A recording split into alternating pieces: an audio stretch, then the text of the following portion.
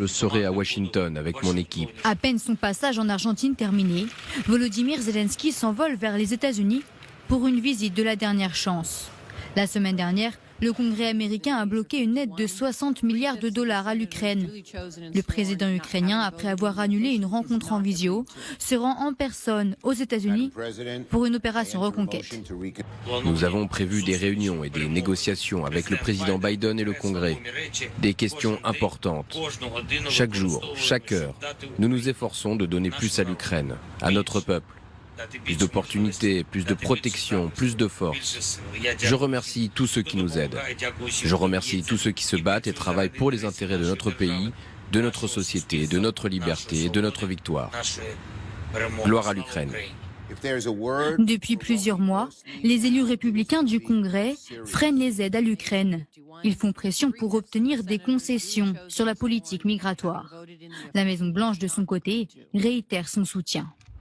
Le président Biden a invité le président Volodymyr Zelensky à la Maison-Blanche pour une réunion le mardi 12 décembre afin de souligner l'engagement indéfectible des États-Unis à soutenir le peuple ukrainien. Alors que l'armée ukrainienne patine sur le front, les aides internationales sont essentielles.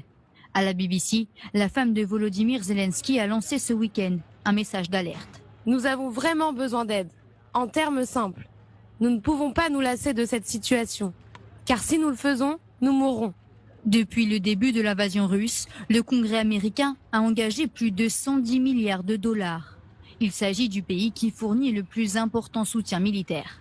Pour l'Ukraine, la fin des financements des États-Unis serait un scénario catastrophe.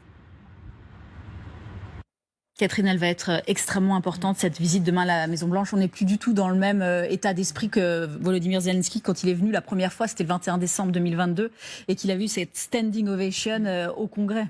Là, c'était la grande star planétaire, quasiment, Volodymyr Zelensky. Là, il va arriver après être allé à l'investiture du président argentin, qui est plus connu pour se promener avec une tronçonneuse que pour être un soutien indéfectible à l'Ukraine, enfin d'être un acteur majeur dans le soutien à l'Ukraine face à la Russie. Donc c'est déjà plus évidemment le même panache. Et puis là, ça va être un peu son va-tout quand même à Volodymyr Zelensky, puisqu'il n'a pas pu s'exprimer la semaine dernière en visioconférence.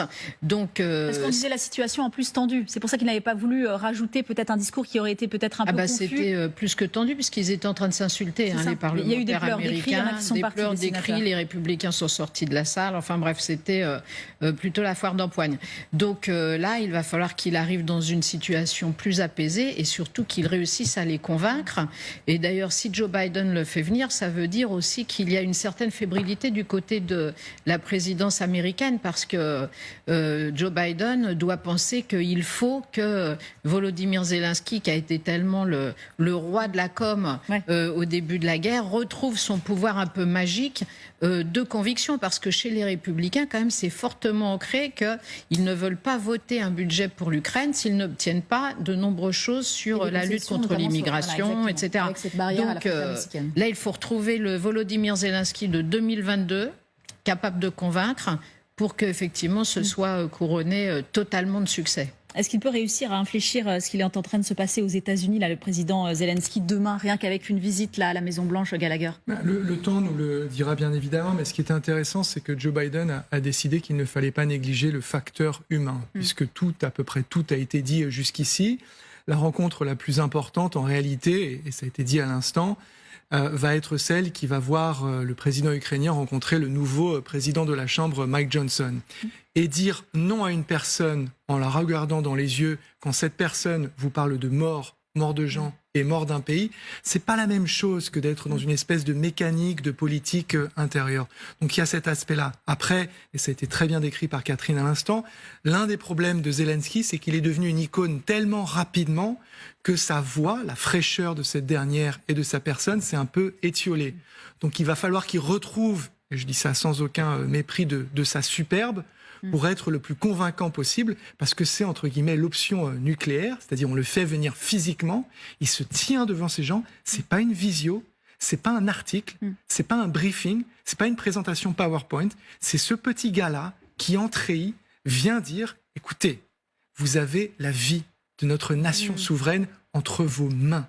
Soit vous votez cela, et oui, je vous confirme que la liberté a un prix, soit vous faites ces économies, et derrière, vous aurez un prix à payer. Il sera plus élevé, il ne se mesurera plus qu'en dollars ou en munitions, mais en vies humaines aussi, parce que ne vous y trompez pas, et en cela, il va rejoindre Joe Biden. Vladimir Poutine ne s'arrêtera pas à nos frontières ukrainienne. Général Perruche, Mike Johnson, c'est vrai qu'il avait dit, et c'est ce qui est reporté par la presse américaine à Joe Biden, qu'il avait besoin d'un plan stratégique. Il n'avait aucune vision sur ce que les Ukrainiens pouvaient faire ou ne pas faire. On peut imaginer qu'il discute demain avec le président Zelensky et qu'il lui demande c'est quoi ton plan pour 2024, le fameux plan ? Alors écoutez, on verra après cette discussion si Mike Johnson était vraiment de bonne foi quand il disait ça ou si c'était une argutie politicienne, si vous voulez.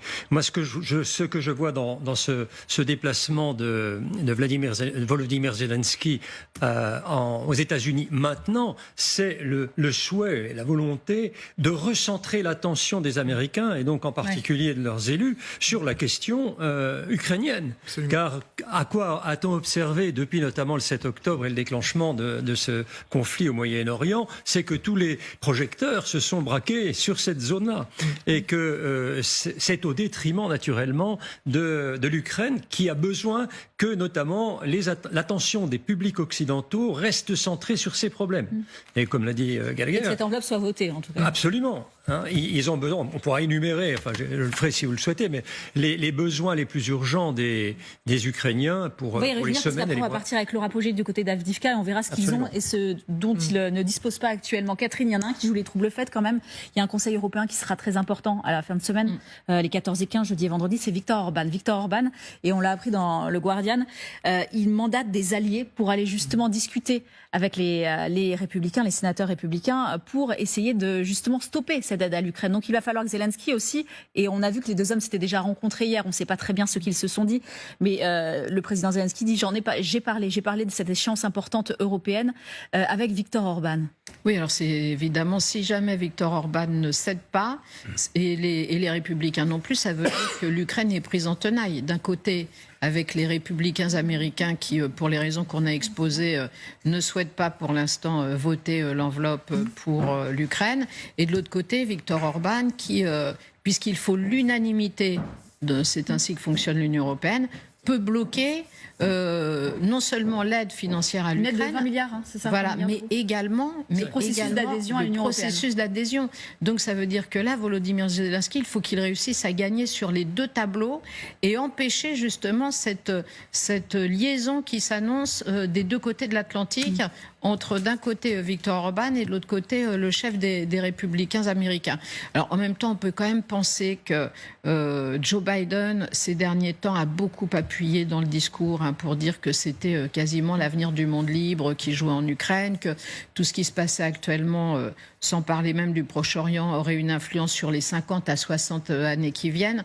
Donc tout le monde, concernant les soutiens de l'Ukraine, met son poids dans la balance. Ouais. Mais effectivement, ce point de jonction entre républicains américains et les Hongrois, qui sont vraiment le point de blocage en Europe concernant l'Ukraine, sans même parler de ce qui va se passer après avec la Slovaquie qui a élu un gouvernement qui est entre guillemets anti-Ukraine, etc. C'est aussi pour ça qu'il y a une espèce de course de vitesse aussi, parce qu'on parle toujours des élections européennes, américaines, l'élection présidentielle américaine, mais il va aussi y avoir les élections européennes, et là aussi... Oui, il y en a beaucoup cette année. Oui, si ce sont des mouvements populistes qui arrivent au pouvoir et qui sont quand même plus pro-russes que pro-ukrainiens, pour faire simple, ça veut dire qu'il faut que Volodymyr Zelensky, effectivement, réussisse à débloquer la situation vraiment le plus rapidement possible.